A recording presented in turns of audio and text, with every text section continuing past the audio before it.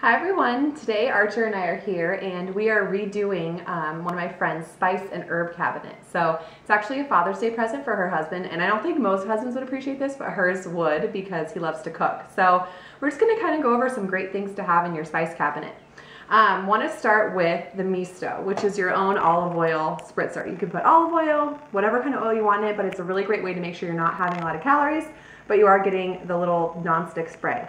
The next is oil. So you want to try and have a variety of oils in your cabinet. I really like coconut oil for Thai-inspired dishes or making something like granola bars.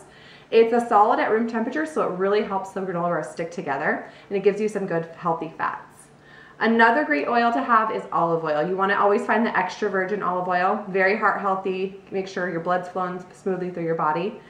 So the last is avocado oil. I really like to use this on salads or something super summery, just very light, has a little bit of a flavor that's different from the other oils.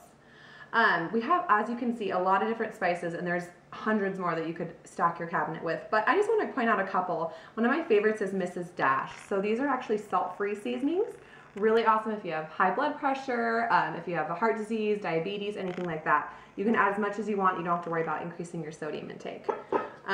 Archer's helping over here. Don't grab that. The next is cumin. So I really like cumin. You can do it in like Mexican-inspired dishes, but I just found out it has 4 milligrams of iron, which is a really awesome addition to any meal for just 1 tablespoon. And then last is another cinnamon. So what my husband does is actually adds this to the top of his coffee grounds when he's making coffee, and it gets into your coffee, gets the flavor and the nutrition, but you're also going to help moderate your blood sugar. So if you're type 2 diabetic, this is a really great way to make sure your blood sugars can be a little bit more maintained through healthy ways. So a couple things to note: spices that are dried last about 3 to 4 years, so that's a really long time. Keep them in your cabinet. You should be able to use them in that amount of time. Fresh herbs, obviously, probably want to keep them in the fridge, only last a couple of days, but I would just recommend variety. Spice it up and look up recipes and see what you can find to make it as unique as possible, because you're going to get a lot of nutrition from just a little bit of a spice.